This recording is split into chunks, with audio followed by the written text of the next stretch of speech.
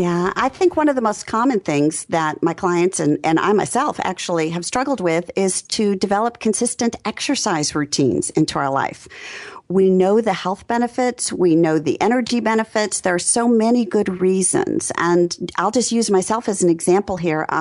There was a stretch there about 5 years ago, for about 3 or 4 years, for health reasons and various reasons, I just stopped exercising. I just didn't have the ability or the bandwidth to do that. But then all of those reasons kind of turned into excuses, and I remained on the couch.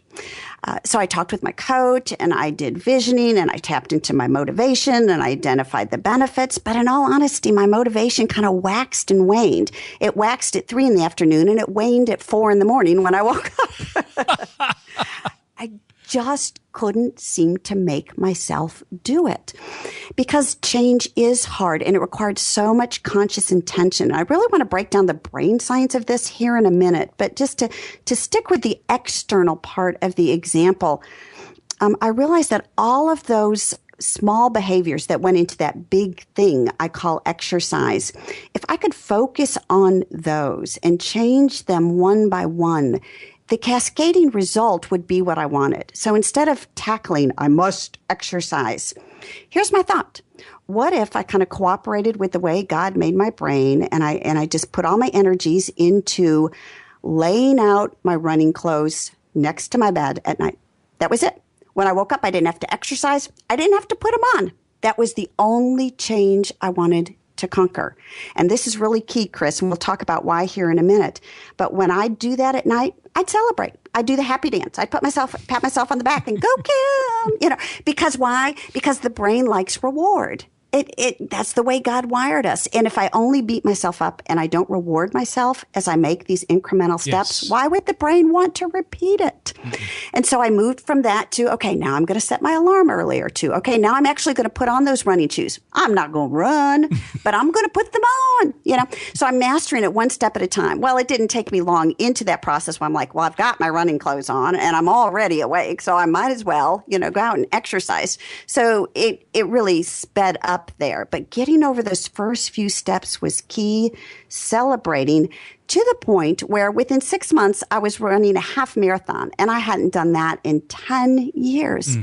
And it's all because I was consciously mastering one skill. Kim, lay out your running shoes the night before. That was my only requirement to myself.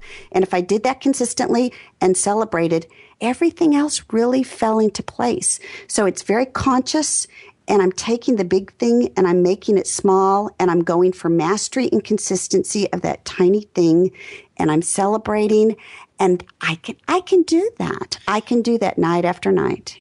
So Kim, plug us into what happens in the brain when we're challenged with things that are really hard to change. Yeah, it's a great question. And one of the fascinating things for me about that model, William Hall's, is there's 2 phases out of that 4 in which we're supremely happy. We're supremely happy when we're unconsciously competent. I'm just brushing my teeth. My teeth are always clean. I always get a good dental health checkup. It's a wonderful thing. And I'm supremely happy when I'm unconsciously incompetent. Before I even know I have to change, it's not bothering me. It might be bothering other people, but it's not bothering me, say, that I never brush my teeth if I never know I'm supposed to. The 2 phases that we're unhappy in are conscious incompetence and conscious competence. And that's where change and New Year's resolutions and those types of things often come to a dead halt. Things get hard, or we get distracted and pulled away, and we misinterpret what's going on with our brains, and we think, I knew I could not do this. See, this really is too hard. Oh, I didn't really want this anyway.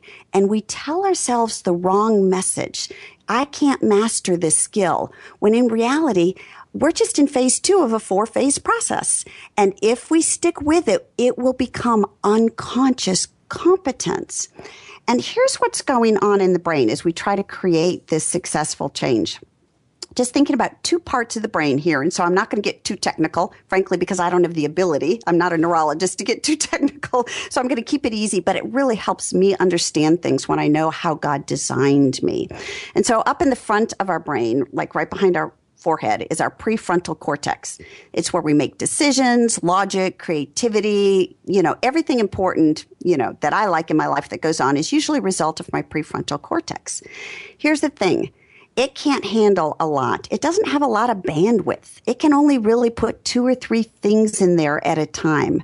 Even simple things, like if you asked me to remember a phone number and didn't put a dash in the middle, 7 digits, most of us could never memorize it. That's why they put a dash in the middle. It's still 7 digits, but we can group it into a group of 3 and a group of 4, right? Now our prefrontal cortex can handle it.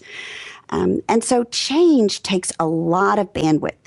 And so when my kid gets sick, or something happens at work, or a relationship starts to sour, my prefrontal cortex has to take its bandwidth and put it in that urgent place. And now it's run out.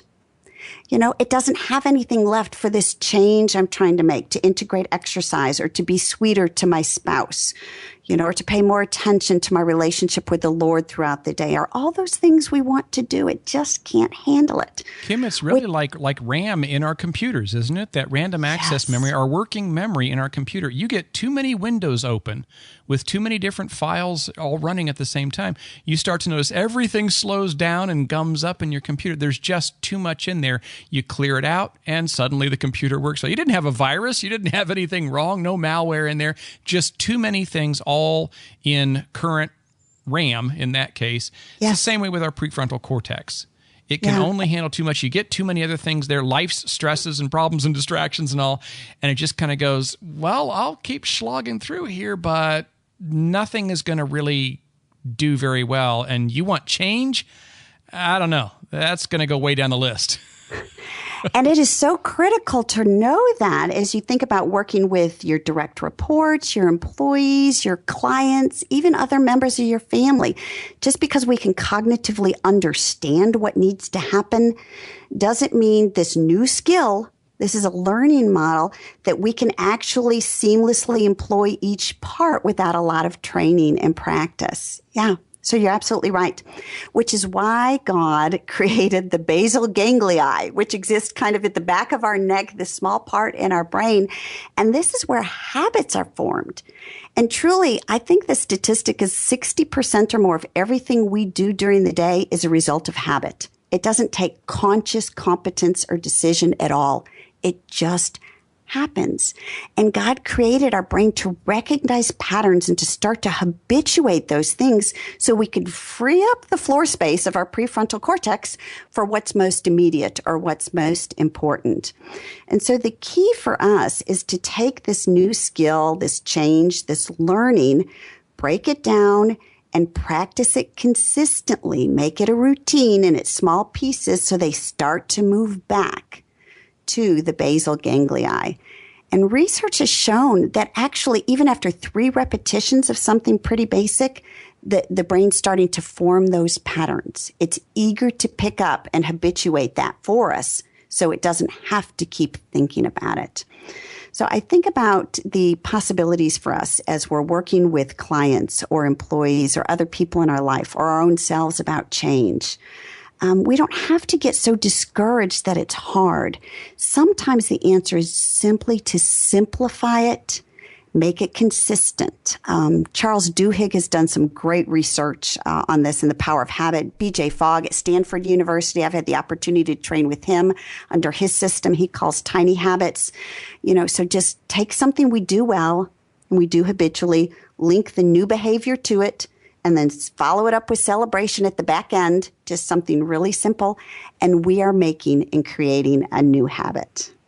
I love it. Every time we talk about anything having to do with brain science, you're so instantly reminded that we are fearfully and wonderfully made. It's incredible that the Lord would have put in place the very thing that we so desperately need to help us with that problem that otherwise would make life pretty insurmountable. If you had to do everything consciously, wow.